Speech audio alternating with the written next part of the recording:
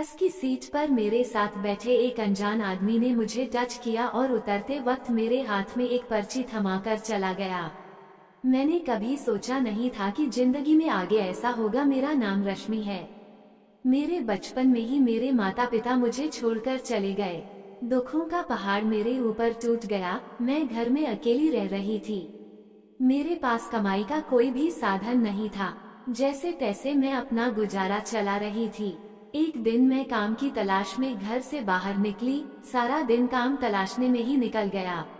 कुछ भी हाथ नहीं लगा। मैं बहुत परेशान हो गई और बस स्टेशन से अपने गांव आने के लिए बस में बैठ गई। अचानक एक व्यक्ति आया और मेरी सीट के बगल में ही बैठ गया। वह बार बार मेरी तरफ देखे जा रहा था, लेकिन मैं बहुत दुखी थी अपने काम को लेकर। बस अब चल पड़ी थी और वह व्यक्ति मुझसे बात करना चाह रहा था। उसने बहाने से मेरे से बात की। आप कहाँ जाओगी, कहाँ से हो? मैंने भी हल्की हल्की आवाज में थोड़ा सा जवाब दे दिया। फिर उसने अपनी जेब से पेन निकाला और डायरी निकालकर उस पर कुछ लिख रहा था। उसने डायरी से कागज को फाड़ा और अपने हाथ में दबा लिया।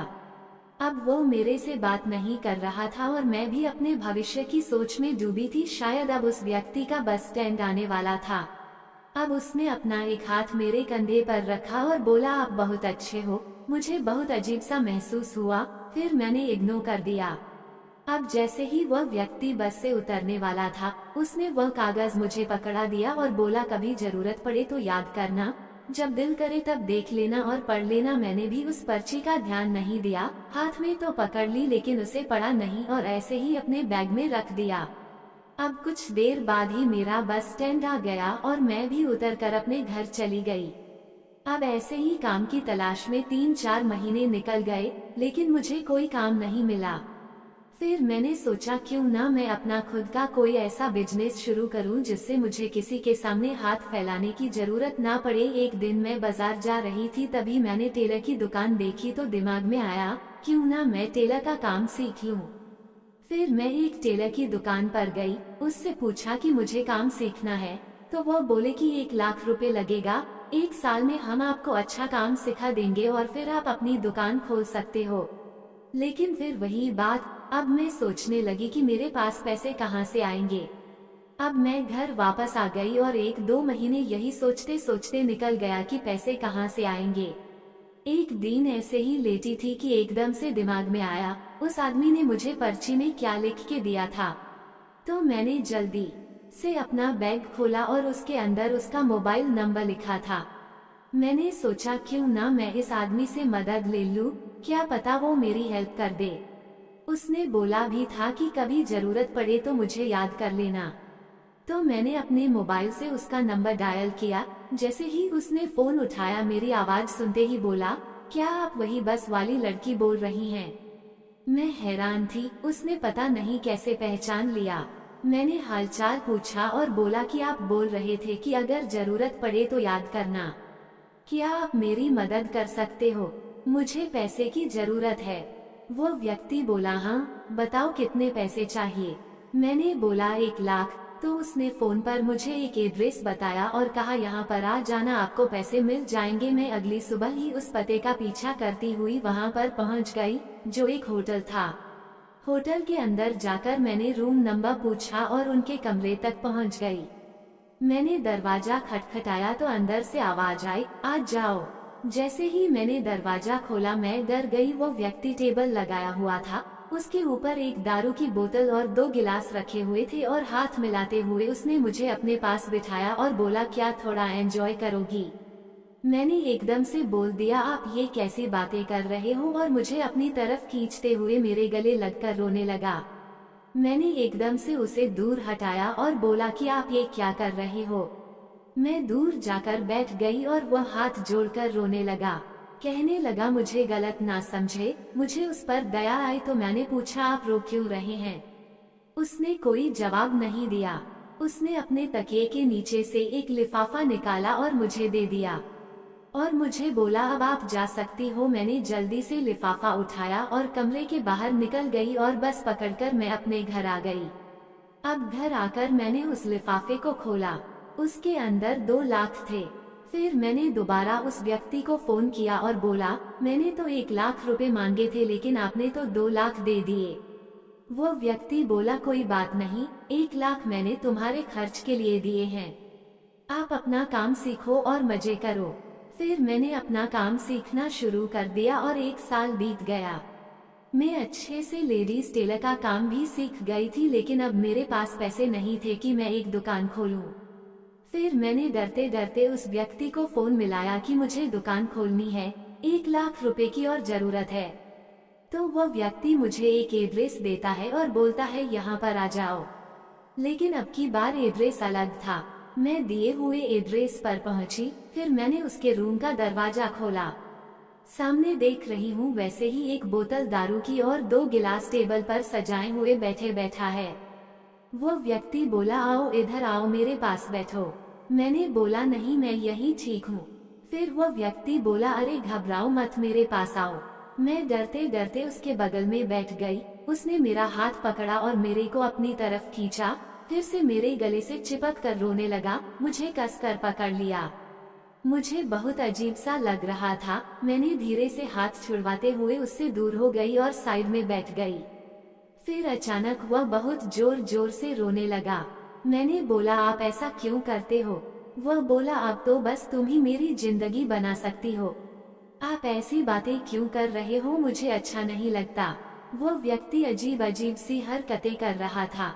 फिर वो चुप हुआ और बोला, ये लिफाफा पकड़ो और आप जाओ, अपना काम देखो, लेकिन एक वादा करके जाओ कि भविष्य में कभी भी मुझे जरूरत पड़ेगी तो आप मेरी जरूर मदद करोगी। और मैंने लिफाफा उठाते हुए बोल दिया कि भविष्य में कभी भी जरूरत पड़ेगी तो मैं आपकी सहायता करूंगी। अब मैं वहां से जल्दी से निकल गई और अपने घर पहुंच गई। अगले ही दिन मैंने अपने शहर में जाकर एक अच्छी सी दुकान किराए पर ले ली और अपना काम शुरू कर दिया। देखते ही देखते मेरी दुकान पर भीड़ लगने लगी और मेरा बहुत अच्छा काम चलने लगा। बहुत अच्छा पैसा भी आने लगा। सारा दिन औरतों की लाइन लगी रहती थी मेरी दुकान पर। अब 1 साल बीत गया, काफी पैसा भी हो गया था और मैं बहुत खुश थी।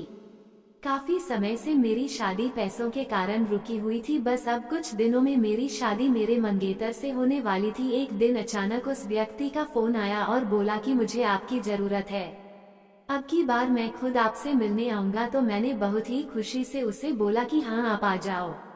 अगले ही दिन वह व्यक्ति मेरे घर आ गया और बोला कि आज मुझे आपकी मदद की जरूरत है। मैंने बोला, हाँ बिल्कुल, अगर करने लायक होगी तो जरूर करूंगी। वो व्यक्ति बोला, चलो पहले एक बार मेरे गले से लग जाओ। मैंने कुछ नहीं बोला। वो व्यक्ति बोला, डरो मत, मुझे पता है आपकी शादी जिस लड़के से होने वाली है, मैं उसे जानता हूँ। मैं सोच में पड़ गई, मेरे बारे में इतनी जानकारी रखने वाला व्यक्ति आखिर कौन है? वो व्यक्ति बोला, मैं आपको आज एक सच्चाई बताने वाला हूँ कि मैं एक किन्नर हूँ। उसकी बात सुनकर मैं हैरान रह गई। फिर मैंने बोला कि हाँ बताओ, मैं आपकी क्या मदद कर सकती हूँ? वह बोला, जब आपकी शादी होगी तो आप मुझे अपनी नौकरानी के रूप में दहेज में ले जाओगी। ये बात सुनकर मैं चौंक गई। यह क्या बेवकूफी वाली बात कर रहे हो? मैंने बोला, ऐसी पागल वाली हरकतें मुझे अच्छी नहीं लगती और ये पकड़ो अपने पैसे और आप यहाँ से जाओ और दोबारा मुझे मत मिलना। फिर वो व्यक्ति बहुत जोर जोर से रोने लगा और मेरे सामने गिड़गिड़ाने लगा। फिर मैंने धीरज रखते हुए उससे बोला कि आप ही बताओ, ऐसा कैसे हो सकता है? वह बोला, हाँ हो सकता है। वो व्यक्ति बोलता है कि जहाँ आपका रिश्ता तय हुआ है वो मेरा भाई है और आपकी होने वाली सासू माँ जो कल आपकी दुकान पर आई थी वह मेरी माँ है। जब मैं पैदा हुआ था तो मेरे मम्मी पापा मुझे बहुत प्यार करते थे। जैसे ही धीरे धीरे मैं बड़ा हुआ, घर वालों ने मुझे किन्नर के रूप में देखा तो मेरे पापा मुझे नापसंद करने लगे और मेरी माँ मुझे अपने से जुदा नहीं होने देना चाहती थी। मैंने पापा के बहुत हाथ पैर जोड़े, लेकिन पापा ने मुझे किन्नरों के हवाले कर दिया और बोला, यहाँ पर दोबारा दिखाई मत देना। उनकी बात सुनकर मैं हैरान रह गई। इस व्यक्ति ने मुझे अजीब दुविधा में डाल दिया था। उसने भी मेरे पर एहसान किया था। अब मेरी होने वाली सासू माँ आज मेरी दुकान पर आने वाली थी तो मैंने इस व्यक्ति को बोला, चलो मेरे साथ। मैं उसको अपनी दुकान पर लेकर गई और एकांत में बैठा दिया। कुछ देर बाद मेरी होने वाली सासू माँ मेरी दुकान पर आई। मैंने बोला चलो मैं आपको किसी से मिलवाती हूँ। सासू माँ बोली ऐसा क्या है। मैं सासू माँ को उस व्यक्ति के पास ले गई जो उनका बेटा था। अब वो बड़ा हो चुका था। एक बार तो सासू माँ ने उसे पहचाना नहीं, फिर वो व्यक्ति देखते ही अपनी माँ के गले लग के रोने लगा और मुंह से निकाला, माँ मैं आपका रोहन। माँ से देखा ना गया। माँ ने उसको गले लगा लिया और उसका माथा चूमने लगी। मेरी भी आंखों में आंसू आ गए। काफी देर तक माँ और बेटे ने एक दूसरे को नहीं छोड़ा। गले लगकर रोते रोते रोहन बोला, माँ मैं आपके साथ ही रहना चाहता हूँ, मुझे आपकी बहुत याद आती है। माँ मैं आपके साथ ही रहना चाहता हूँ। माँ बोलती है, बेटा ये कैसे संभव है, तेरे पापा मुझे जान से मार देंगे। तभी रोहन ने जो प्लान बनाया था वह अपनी माँ को बताता है और बोलता है, क्या मैं लेडीज वेश बनाकर आपकी होने वाली बहू के दहेज में नौकरानी के रूप में आपके साथ रह सकता हूँ। तभी माँ बोली, हाँ ऐसा हो सकता है। तभी हम तीनों मान जाते हैं। अब मेरी शादी का दिन आ गया और रोहन को लड़की बनाकर एक नौकरानी के रूप में मैं दहेज में अपने साथ ले गई। सारे घर वालों को अच्छा भी लगा कि नौकरानी भी साथ में लेकर आई है। अब रोहन लड़की के रूप में अपनी माँ के साथ रहने लगा और जो उसकी दिल की तमन्ना थी वह पूरी हो गई। अब माँ बेटे इकट्ठे रहते और रोहन अब नौकरानी रूप में काम में मेरा हाथ भी बटाने लगा। और इस तरह रोहन को अपनी माँ मिल गई और मेरा वादा भी पूरा हो गया।